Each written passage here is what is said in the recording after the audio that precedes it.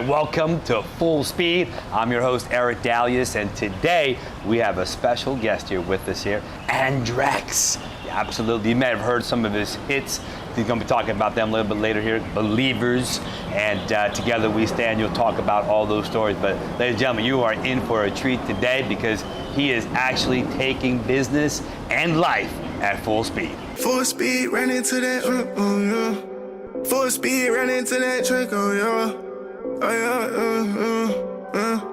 Full speed, ran into that check, oh yeah. Full speed, ran into that check, oh yeah.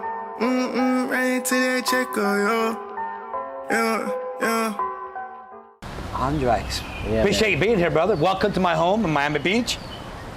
I love it. We're becoming fast friends, huh? No, I love how we connected immediately because you know the energy you give off. Full speed? 100%, man. So am I. But I love how it just glows. It just pops out of you. And for me, I kind of keep it a little bit more contained. And you're just like, no, let's go. Let's go, baby. Let's go. Full speed in life. And you've accomplished a lot. But why don't you kind of share with some of the our listeners here today and viewers a little bit about where you come from, man? Because listen, not all of us get started up here. Totally. Some of us get started here, but a lot of us started like right here or below. Absolutely. And those are powerful stories. So share with us. Talk Absolutely. To us. Well, I'm a DJ by trade, of right? course. For the last 15 years. Never planned it. Didn't plan it that way. It just happened, literally. Yeah. I don't think anybody, well, especially when you started 15 years ago, I don't think anybody plans that in life, plans to make that a career. Now you probably can because there's so much, DJs make so much now. Yeah. But most of the DJs that are doing well now, they've got history in the game, like at least 10 years. But going back 15 years, it's pretty tough, especially for someone like myself. And what I mean by that is somebody that was, number one, an immigrant. Yeah. I'm Vietnamese, so my family is from Vietnam. We were refugees. We came to the U.S. Wow. Like a little bit after the war. What was it like to be like the refugee coming into this country? It's an interesting question. I never knew I was a refugee until I was older, until I was like an adult. Okay. I always thought everyone was a refugee. I swear, I went to school, and well, first of all, my school was primarily immigrants too. It was like Hispanic, like Asian kids from all over, Hispanic kids from all over the place. This was in Southern California? Yeah, it was in Orange County. Okay. And it was Caucasian. We had like 3 Caucasian kids. So it makes. You had that role reversed, right? It was interesting. It was trippy because I was like, I don't know, on TV, all I saw was white people, right? But when I went to school, I saw a whole mixture. So I didn't know what the hell was going on. I didn't care. I didn't ask any questions. I didn't know to ask questions, right? Right. So I just went through life, and what it did for me though, it made me become more of an observer. So this was all in the back of my mind, but I didn't know I didn't know to ask the questions, right? So I just observed, I just watched, and I'm a bit quiet by nature too, right? So because I'm listening and observing more than I am talking. Right. There's like, unless you have data, there's nothing to talk about, right? So I didn't have enough information when I was younger. But what was it like? I mean, to me it was very normal. I was very indifferent. However, as an adult, when I got in my 20s, I feel like I had an identity crisis. I felt like anyone that was Asian was dealt the low end of the stick, especially in entertainment and in the U.S. Because I developed my love and passion for music. I knew I loved music by then, and I didn't see any Asians on TV. Right. Especially music, right? So you saw an opportunity. Well, I did it right. The reverse. In reverse, right? Yeah, because it was like I didn't see there. If you think about the 80s, 90s, there's no Asian. Now there's some BTS. And there's some DJs that are coming out, and there's some actors as well. There's a lot of, in general, entertainment has opened up, and we're giving everyone a shot, kind of, right? But 10 years, 20 years, and going back even further, that wasn't the case at all. Right. So I felt at a disadvantage, and I just like, it is what it is. right? So I never thought of it as a career, and I started doing it as a hobby. So I went to school instead for art, and then later on computer science. I slowly gravitated towards computer science. Right. And I went to vocational school for computer engineering and how to put together workstations. So hardware and using applications like Photoshop and whatnot, multimedia basically. Okay. So I had a couple of different disciplines that was more or less related to computers, but I had a really strong music background because of the hobby. So I learned how to play piano on my own, learned guitar on my own, learned DJing on my own, all as a hobby. So what was the inspiration, man, when you were young to start playing the keyboard? Man, you know, music is just one of those things that it just struck me. We were having this conversation about yesterday about how, you know, with your success, and I kept asking you, like, did you know that? Was that built in, or did you learn that? Part of the DNA. Yeah, exactly. Right. So I just know in my blood that there's this music running in it. You know, I never question it. Right? It keeps coming back. I think what I like to refer to is intuition. Yeah. And you know, our listeners, if you have that intuition about a business, about an idea, you know, there's only one speed to go at it. Full speed. Full speed, baby, right? 100%. And so I think that's what you did. I did. You had that inspiration, and you said, I'm gonna learn to do the keyboard, and then that built on it started the layer effect, right? 100%. And you built on it, and you went with it, and now.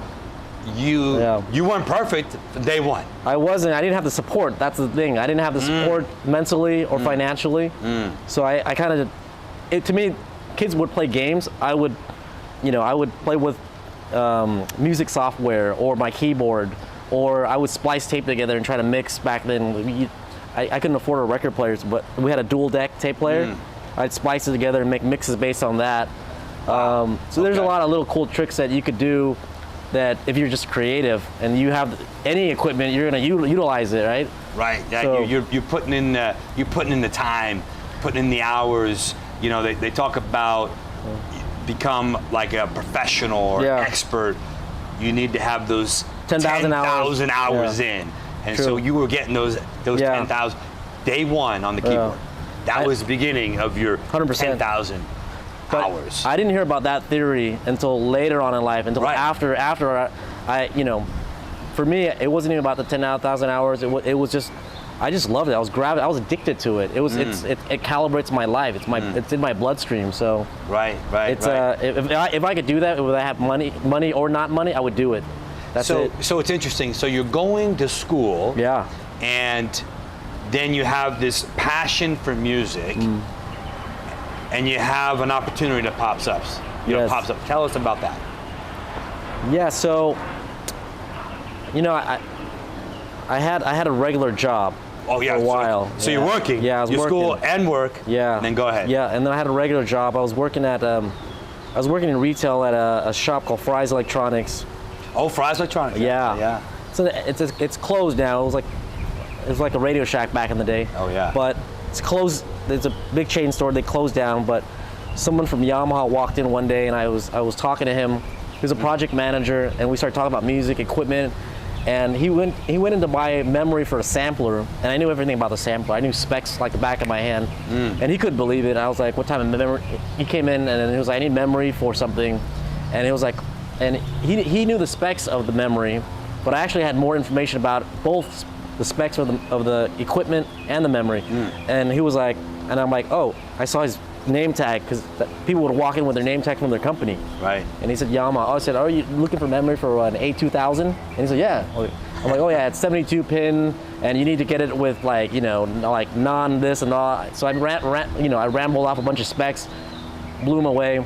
Next, we became friends, and then I said, oh, I actually write music. I gave him a CD, some of my music. Says, come in and work for us. And he introduced me to the sound designer, the head sound designer there. Okay. And shoot, let me turn this off. Yeah, and then after that, I started working for Yamaha as a sound designer. So I left sales, went into sound design, and I started programming drum machines for Yamaha, and later on several other companies.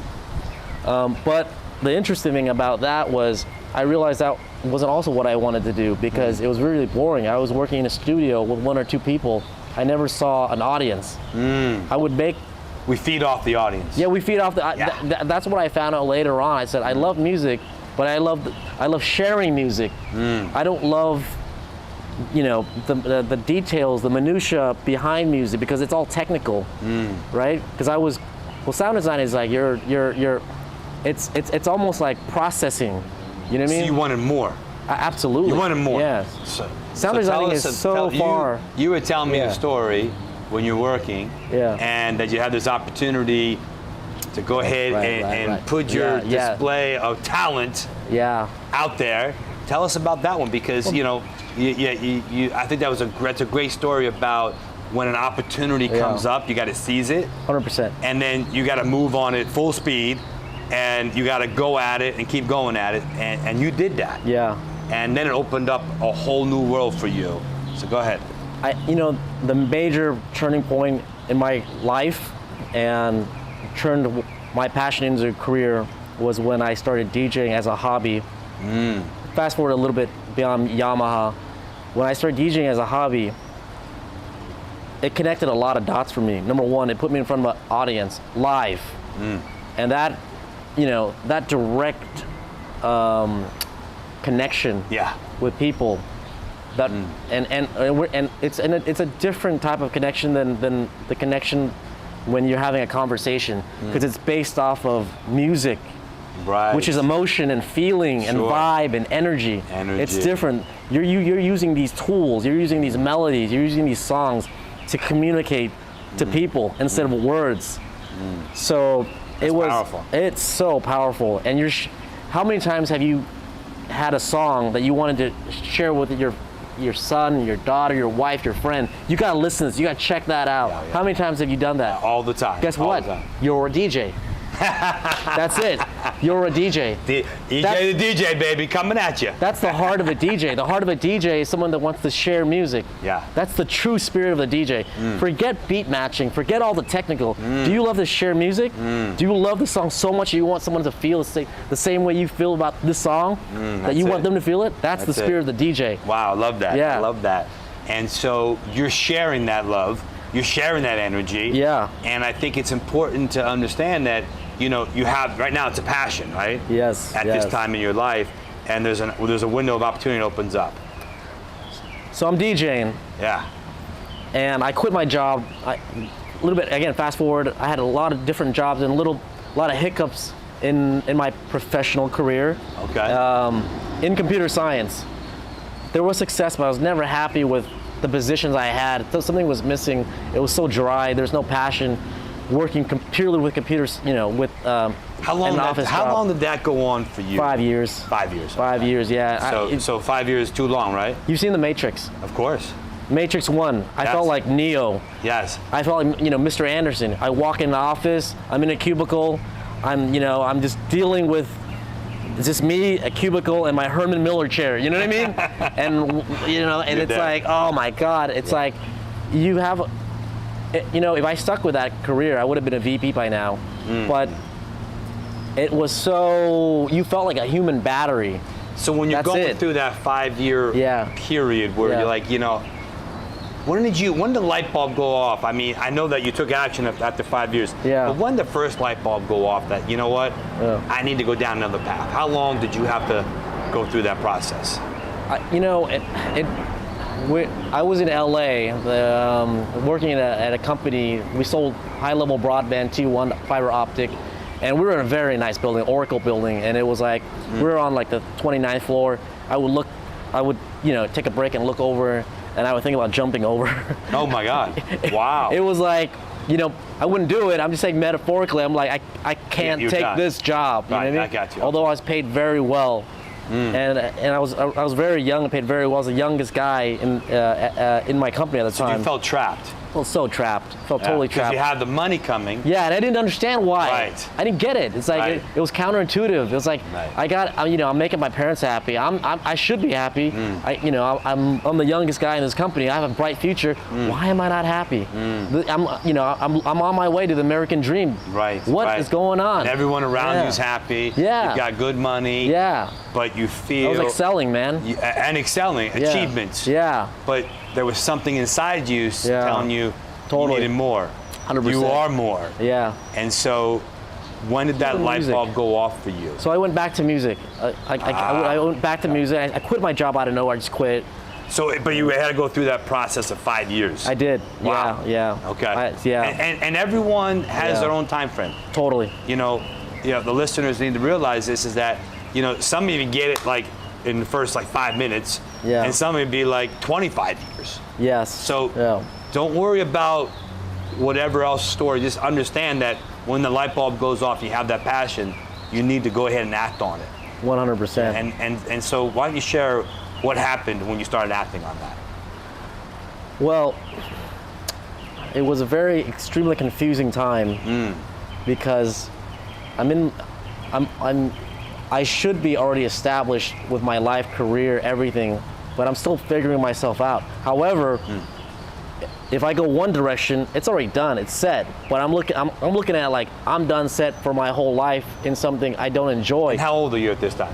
Mid-20s, early 20s. Early 25. So you should be set. Is that like culture driven? Yeah, pretty much. I should be set. Yeah, totally. Absolutely. We have a young audience. Yeah, This is in there. So like mid-20s, going through their head, I should be set. Absolutely. Yeah, but the reality is like, now it's okay to reset at 25. 100%. And that's what you did. You reset. Yeah. I mean, there's a lot to be said about that. I feel like I'm resetting again. Sometimes it's good to reset if you know what you're doing. Yeah. And you're like, okay, let's hit reset. But this time you reset with all this experience, right? Yes. And that's why when I talk to you, it's like, this is awesome. I feel like you hit reset. Yes. But you're so confident in the reset because you already know that what you've built and what you've established. Yeah. And even though you're not set aside what you've accomplished, the main thing is here. Yeah. Yeah. This is the most valuable thing. And that's what Full Speed's all about. Yeah. It is tapping into the mindset of yourself and sharing that with our listeners. But it's about mentorship. Absolutely. It's about masterminding. It's about gaining those experiences. Yes. And when you have those things come together, it opens up other opportunities. And that's what I found. And that's what you're finding. Yeah. So reset is okay. Totally. As long as you take immediate, massive, full speed action. Well, during when it was happening to me, I didn't have. There's Tony Robbins. That's about it. Right. Podcast wasn't a thing. Yeah. You couldn't find anyone to coach you. There was no, I don't think YouTube was even around. So this is very valuable stuff, and there's a lot of other people that are putting out podcasts similar. Yeah. But you didn't have. There's no guide. Right. And usually parents aren't the best guide either. It's rare people have access to someone like you, and this is the big. This is what's amazing about YouTube and the internet and social media in the last 10, 15 years is the ability to have access to people like you, and hopefully my information provides some kind of value. But if I had this podcast 15 years ago, I'd be it's gold. It should not only provide inspiration, but really it should provide an avenue that what you're thinking and what you're feeling is good. It's right. And take action. And that's really the magic. The Nike, just do it. Right. And some people, they need that mentoringship along the way too. Like a podcast, 2 or 3, they need more. And they need that guy. And we offer a mentoringship program. Absolutely. We offer a whole mastermind program. And you step up these levels. And those are important because everyone's not on the same level sometimes. They're going full speed, but some of them need that. They want that extra mentoringship. They want that extra mastermind. They want that extra experiences. And they want those opportunities to open up for them so they can condense time down. 100%. No matter what age you are, right? Yeah. If you're just starting off at 25, hitting that reset, or whether you're 45 or 55, it doesn't matter. It's okay. Everything's okay. Just reset and go full speed, whatever you're feeling in, whatever your passion is. Agreed. So couldn't have said it better. So listen, you got to tell us, all right? You're DJing, Residency, in Vegas, baby. Yeah. Yes. Tell us about that experience, how that started, but tell us about the lifestyle around that. We want to hear it, man. Talk to us. Well, let me finish off how I got to Vegas. And Oh then, yeah, man, we jumped the gun. I got a little excited. And then we'll connect. We'll go from there. But so I'm DJing for fun. Yes. At home, friend's house. I mean, I would DJ for 4 hours for my mom in the kitchen. I mean, I loved it so much. You setting up shop. Yeah. In the kitchen for your mom. Yeah. All right. Well, I would be, I mean, it didn't matter. My brother, my dog. Yeah. I was just playing for myself. But right. if I had somebody listening, it was even better, right? Mm-hmm. So people started taking notice and saying, "Wow, this guy's really. This is really his hobby. He really loves it. This is like his basketball. This is like his golf." Yeah. So friends started inviting me, coming over to play their birthday. I didn't care how many people it was. 4 people, 5 people, 1 person. Anytime I got invited to play, I would bring my equipment and play. And at this time, I was using CD turntables, and it was fairly heavy at this point.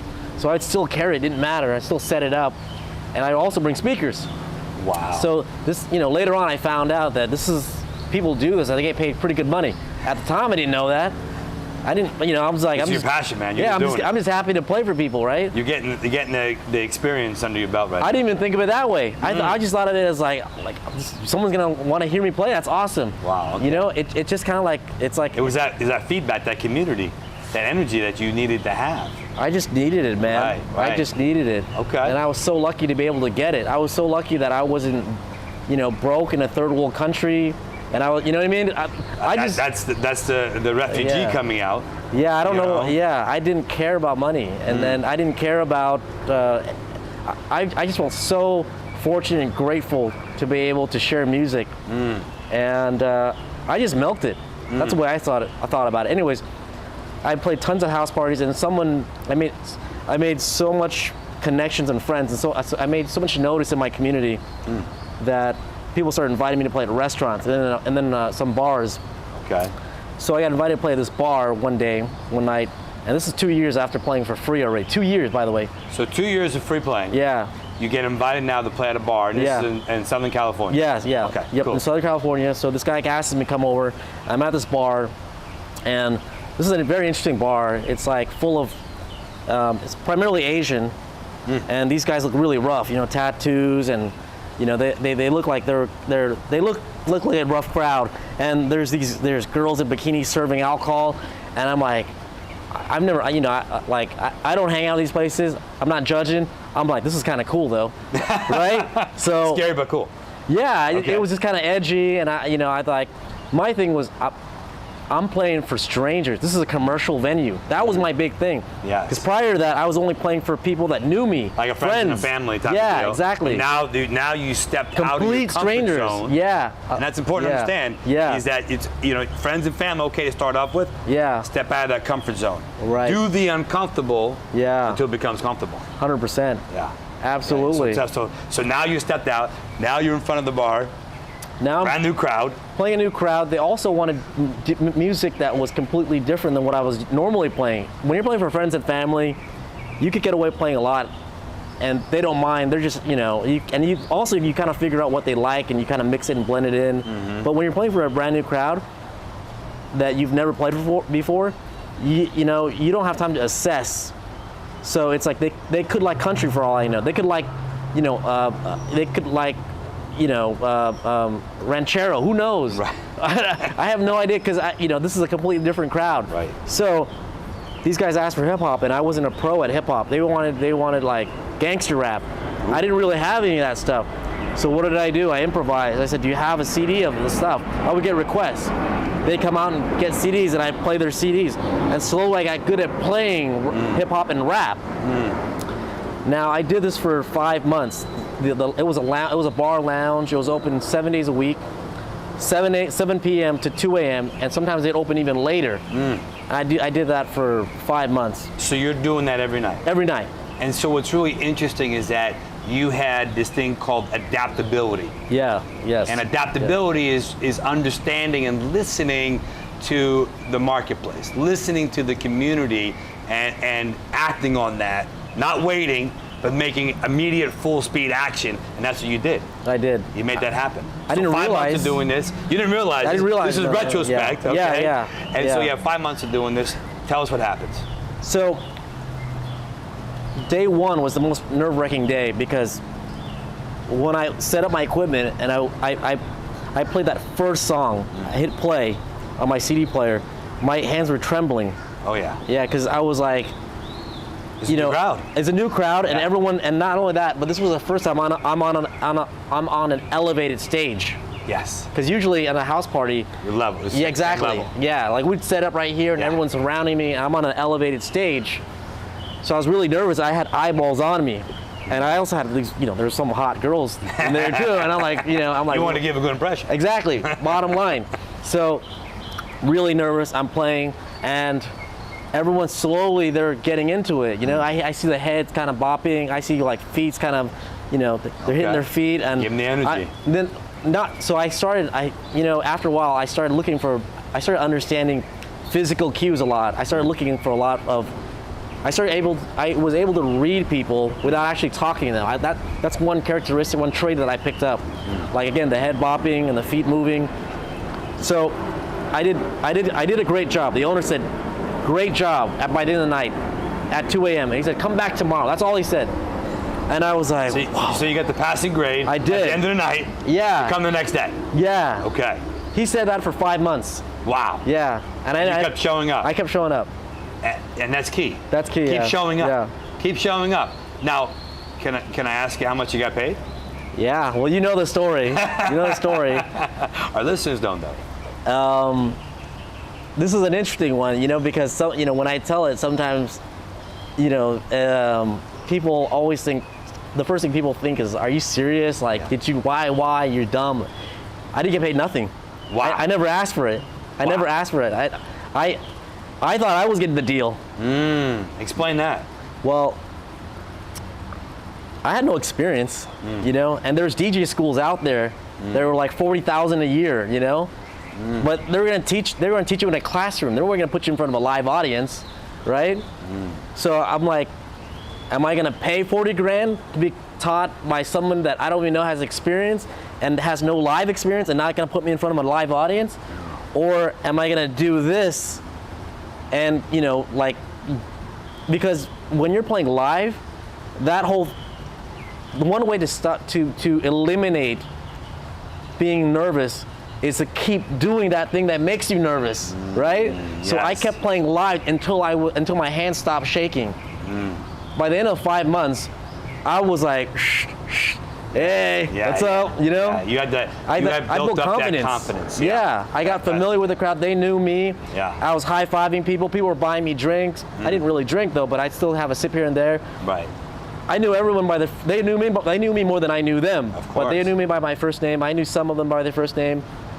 And one day, finally, I was tired. After 5 months, I stayed home. I didn't show up. Because for 5 months, I showed up automatically. Not 5 days, not 5 weeks, 5 months, 5 guys. months, 5 months. 5 months. Love that. So, to me, it was like, what a deal. I got a place to actually let me play and learn. Right. But of course, I also knew they didn't think of it that way. I knew that, because they're not DJs. They didn't do the research that I did. They didn't have the kind of passion that I did. I knew the owner probably felt like, oh, I'm getting this guy I'm getting a good deal on him. I got a good deal. Better than a good great, deal. Right? He's great and he's free, right? But I thought, you know what? I'm going to do this until I feel satisfied. So that's what I did. After 5 months, one day I stayed home. I'm not on a contract. Took a day off. Yeah, I just took a day off. You were tired. Yeah, I was tired. That's it. It happens. So I didn't show up. So he calls me. The owner calls me, and he says, "Hey man, where are you?" And I said, "Man, I'm tired. I'm gonna stay home." And he's like, "I got so many people asking for you." And I'm like, Create that's that demand. awesome. You create that demand. And you know what? At that time, I didn't understand that. I reflect back on the story but when he said that, just exactly like what you just said right now, I created demand. I didn't know it, but yes, you're right. So he's like, there's so many people asking for you. They're asking, they're saying, where's that passionate DJ that keeps playing? Where is that guy? Well, we want to hear him. I'm like, man, I'm really tired. I'll come tomorrow. And he's like, can you come now? And I'm like, I'm really tired though. And he just kept me on the phone saying the same thing, come in. Yeah. Because his customers got used to you, exactly. wanted you, Yeah. loved you, and say, we needed you. I think at one point I even said, hey, call so-and-so, because I was introduced by a DJ also, that a friend, a mutual friend that was a DJ. However, he wasn't very versatile, and he wasn't, he wasn't as easygoing as I was, and he wanted to get paid right away and this and that, blah, blah. And for me, I was just kind of like, my mindset was completely different. I wanted to learn, I wanted to play, and I wanted to get the exposure and everything. But my other buddy was like, he barely had any experience, but he wanted to get paid a lot of money. If he had the experience. Exactly, yeah. So I wasn't in that same mindset. More power to him, of course. Right. But for me, I just saw that, I saw that as a roadblock to growing. I saw that, asking for something that I knew my worth at the time. And I knew that I wasn't worth what, I didn't even want to chance it, So I wanted to make sure I was 100% complete. That it's not even about worth. It was more like, do I feel satisfied with the experience? For some reason, I wasn't seeing it from a financial value, demand, economic perspective at all. I was feeling like more of like a humanistic feeling. Am I satisfied with this experience? If I die now, am I satisfied that I did this? And I said yes, after 5 months. 5 months. Yeah, and then he said, finally, after like 10 minutes of keeping me on the line, he said it. What? He said what? He said, come in. I'm gonna what? I'm gonna pay you. I'm gonna pay you, baby. Yeah. All right. I wasn't ready for that. You weren't. But I wasn't. You created. Yeah. And what's super interesting, I think a takeaway here is that, you can set your price at any time. Whether you're experienced or not, you set your price. Yeah. But sometimes you gotta stand out. Totally. From the competition. 100%. You got to have that unique selling proposition, the USP we call it, right? Yep. That rises you above anything else out there. Yeah. And that's what you did, right? You provided a USP to the owner. I'll be there, I'll show up. And then he invited you the next day, and you didn't say, let me think about it. You said, full speed, yes. Yeah. Right? Right. And that happened night after night, week after week, month after month, for 5 months. Most people would have quit after the first night. Well, I got to get paid the next night. Totally. Most people would have quit after 5 weeks. 5 days. Yeah. You stick it for 5 months, brother. Congratulations. You made it, baby. The demand was created right there. Take that. I'm telling you right now. That is valuable information to help separate yourself out there in the marketplace. Listen, it's worked for Andr3x. It's worked for others. It can work for you too. Now, you know what I got to ask you now. I got to ask you about Vegas, baby. Yeah. I'm fast forwarding to Vegas. That experience alone catapulted me. Yes. It just went from, I got so much out of that after that, because it was like about 2 years already, again, playing for free, and then 2.5, so 5 months. That was all the experience, ammunition, knowledge that I needed. Yeah. That pushed me in the next 10 years of my career. Amazing. And from literally my mom's kitchen to the biggest nightclubs in Las Vegas and around the world. So where did you perform? Omnia, had a residency, and first it was Marquee. Had a residency, Tao, which is owned by, Tao owns Marquee. Had a residency with them. And then after that, had a residency at, they were the hot club before Hakkasan and Omnia opened. When Omnia and Hakkasan opened, I jumped ship and went over the hot, so I kept on staying on the hot clubs. Yeah. Okay. And then you had enough demand that the hot clubs wanted you. Yeah. Well, it's interesting because sometimes I had to hit the reset. Sometimes the club wanted me to prove it to them, so I'd lower my fee, or I'd say, hey, I'll bring in like extra 100 guests. I'll figure out how to do it. But I basically always give way more than they pay for. And it's really interesting that you say, because you had that start off, right? Yeah. And then you have this, you condense time down, which is super important to understand. Yeah. Because of the full speed mantra here. But what happens is you get that success. Yeah. And then you're still challenged along the way. 100%. And it never stops. No. By the way. No. And you hit these reset buttons. Now some resets are quicker than others. Yeah. And some are longer. Like you could reset for like 30 seconds. I got to reset. Yeah. It could be 30 minutes. It could be 30 days. Yeah. It could be 3 years. Yeah. So I understand about resets, and I want to make sure our audience understands about resets, because it's super important to understand no matter what level you are, you're always going to have that reset option. And that reset is going to help you improve yourself and condense time so you can go ahead and achieve more, quicker, better, and faster. And that's what you did. Yeah. That's awesome. But I also didn't know that I was doing it either. I know, these are like, these are lessons that you learn in hindsight. It's interesting, you know, you have, because you have the experience and you have, you're able to articulate what someone like me just goes through, right? Because you actually come from the business world, where business was a vehicle for it was a means to an end for me. I never wanted to learn business. I never cared for business. I just wanted to be, I just wanted to play music. Right. Yeah, but in order to play music and to play for the best crowd and the biggest crowd, you had to use business as a vehicle to get you there. So I learned business as a byproduct. And I think for you learned business and the front end, not the back end like me. Right? So it's super interesting because I'm an investor in this new app called Music Swipe with the Z. And what's happening is we have a lot of artists, independent, rising artists that are coming to our platform. And they're focused on the music. Absolutely. And I'm trying to go ahead and mentor them to understand this business. Because challenging. What is your level of business in regards to your music? Where do you put that at? And they have to think about it. Totally. That's okay, because that's why we do these podcasts. That's why we do these mentoringships. That's why we do these masterminds and have these experiences, so you can have clarity on where you are, but more importantly, where you want to go. And so I think I'm glad that you were able to go ahead and understand that and see that, because you have the experience now. Because you've been through those mentorings, you've been through those masterminds, and you've been through those experiences that have a better retrospect of the understanding. And so I'm really super excited about where you're going in the future. But before we get to that, you had a couple hits out there I want to talk about. Yes. Talk about your first one, your Believers. Yeah. Talk about that one. Talk about the creation, the release of that, how that felt. Well, you know, Believers was, the name is intentional. Yeah, so you have to be a believer. For sure. In whatever it is you do. Yeah. Right? So that was a big thing for me. Like, I wanted to make, it wasn't about the necessary, the content, the musical content is great for me and I love it, and there's an audience that loves it.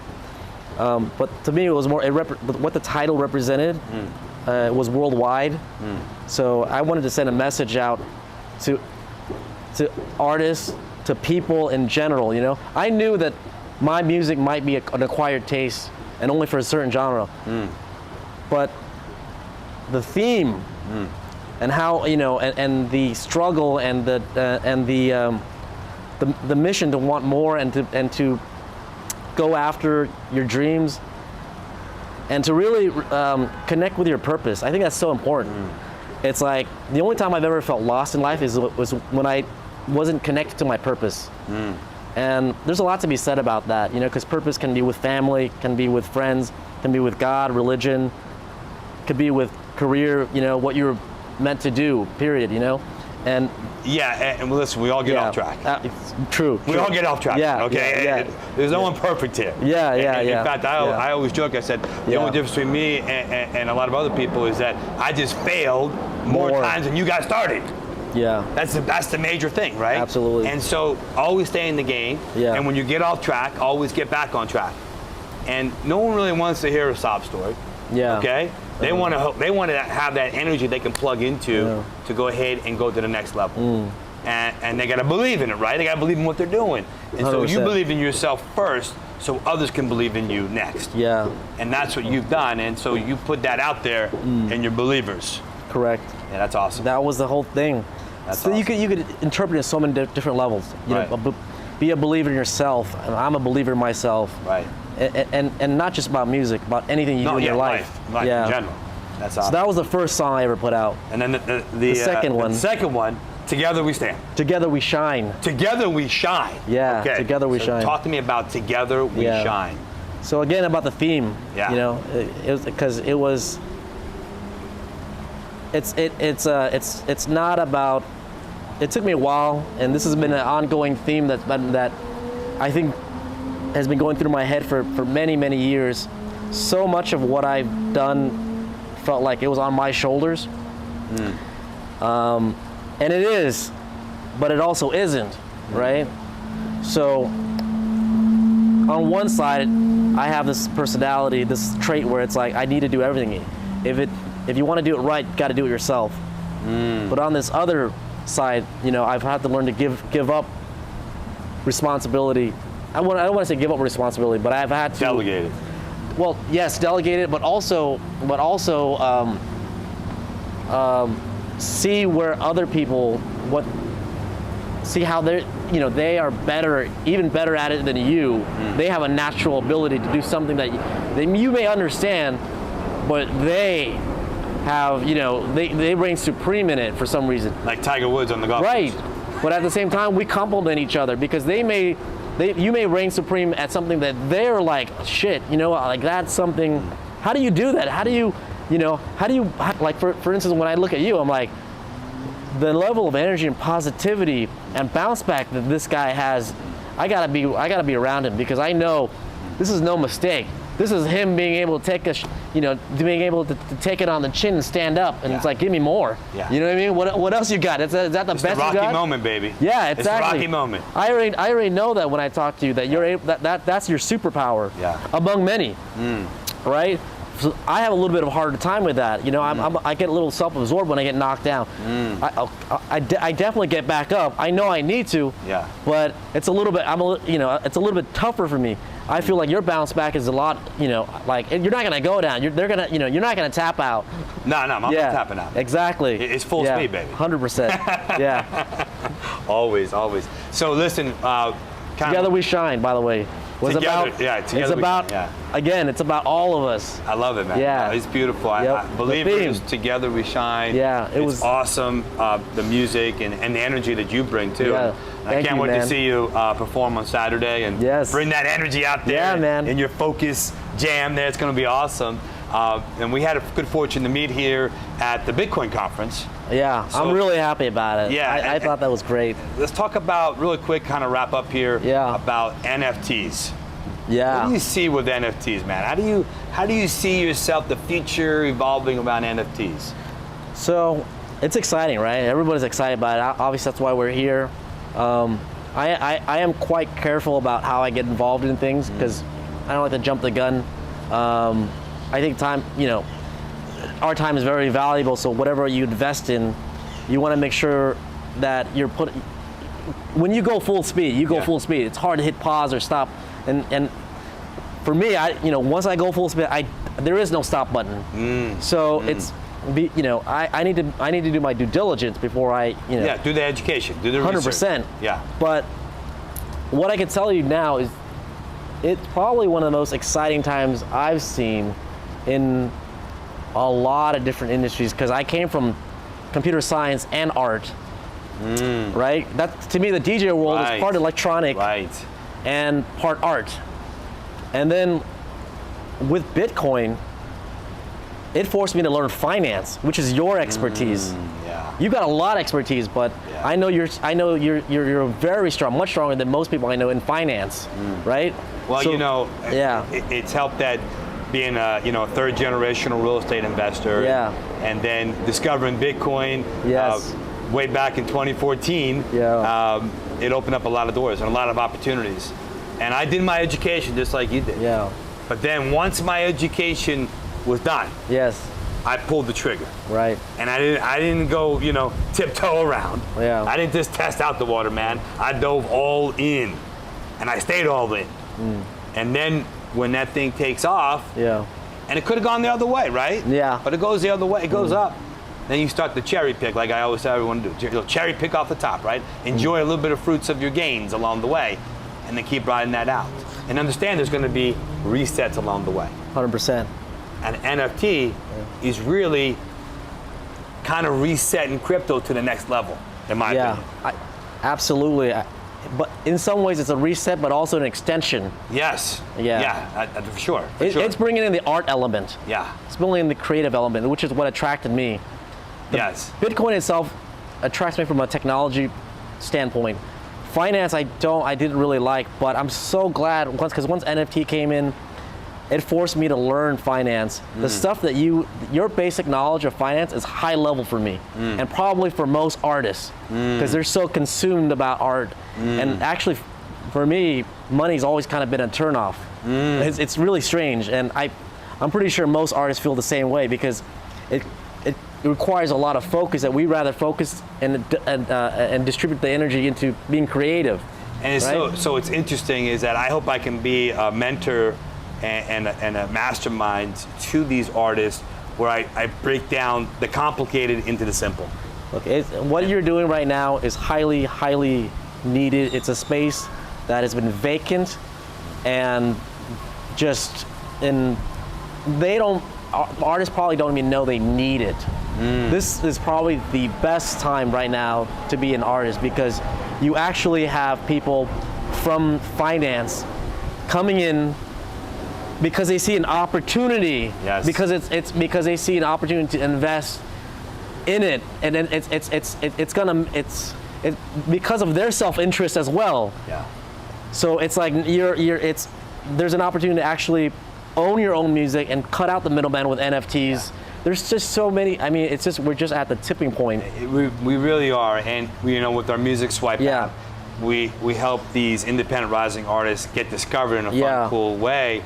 But we also have a royalty ties in. We also have soon to come NFT platforms. So it's next level stuff. And what we're looking to do is simplify the complicated. There you go. Bingo. That's it. That's what I was trying to get at, because the old model is very clunky. Yeah.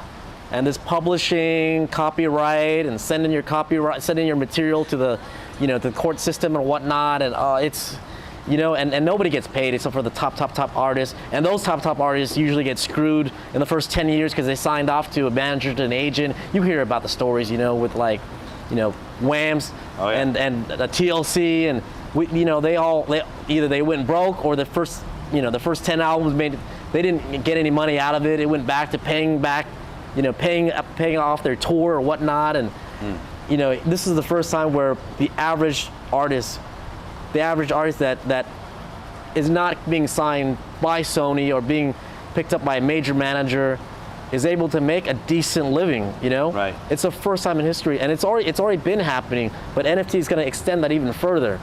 It's happened with SoundCloud, it's happened with, the YouTube revolution, but this NFT thing is going to take it catapult it even further. Especially when you tie it into Music Swipe. Yeah. I'm excited to see. So final question for you. Yes. I want you to send a final message to our viewers, like one recommendation, one thing that they should be thinking about, they should be doing, they should be acting on. I would say the number one thing that artists take for granted and don't want to do, there's two things. Number one, finance. I think they're going to learn that automatically. They're going to have to, because if you don't make money, that takes you out as being an artist, period. And just being connected with your platform, they're gonna learn that by, just naturally. So that's gonna take care of itself.